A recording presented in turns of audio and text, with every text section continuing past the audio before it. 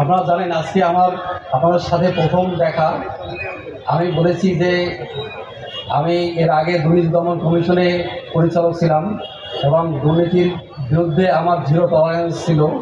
আমি এই জেলায় এসেছি আপনাদেরকে বলবো যে আমি এই জেলায় আসার উদ্দেশ্য এই জেলাকে অন্তত দুর্নীতিমুক্ত সরকারি সেবাগুলো আপনাদের হাতে তুলে দেওয়া, আপনাদের জন্য নিশ্চিত করা। সুতরাং আপনারা সরকারি অফিসে যাবেন, সরকারি সেবা নেবেন এবং এক্ষেত্রে কোনো ব্যত্যয় হলে, কোনো দুর্নীতি হলে আমাকে জানাবেন। দেখবেন যে আমি কী ধরনের ব্যবস্থা নেই।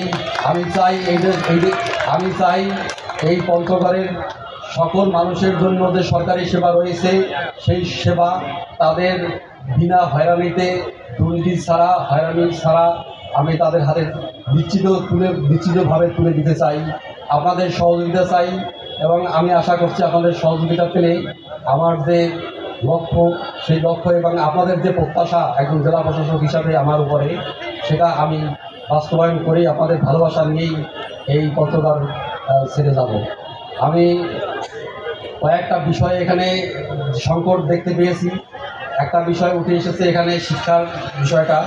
এই শিক্ষার সাথে জড়িত সংশ্লিষ্ট যারা রয়েছেন তাদের সাথেও আমি সভা করব এবং এই শিক্ষা খাতে কীভাবে পঞ্চগড়ের শিক্ষা খাতকে আরও এগিয়ে নেওয়া যায় এবং কীভাবে ভালো রেজাল্ট করা যায়, এখানে আপনাদের যদি ঐক্যবদ্ধ প্রচেষ্টা থাকে আমি আশা করছি যে শিক্ষা প্রতিষ্ঠানগুলিতে আবার শিক্ষার পরিবেশ ফিরে আসবে।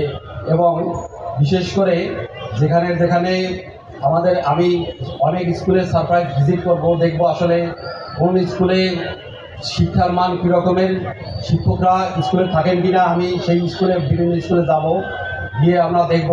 আপনারা আমাকে সহযোগিতা করবেন এবং আমাকে জানাবেন যে কোন স্কুলে শিক্ষকরা স্কুলে যায় না। এখানে আর একটা সমস্যা আছে স্বাস্থ্য খাতেও এখানে কোনো চিকিৎসক নেই। আমি জানি যে এই পঞ্চগড়ে চিকিৎসকরা কী সেবা দিয়ে থাকেন।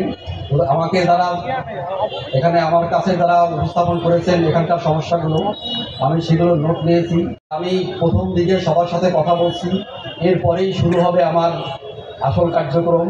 আমি শক্ত হাতে ইনশাল্লাহ আপনাদের সহায়তা পেলে এই জেলাকে দুর্নীতিমুক্ত এবং সেবার জন্য অনন্য নজির স্থাপনযোগ্য একটা জেলায় পরিণত করে আপনাদের ভালোবাসা নিয়ে এই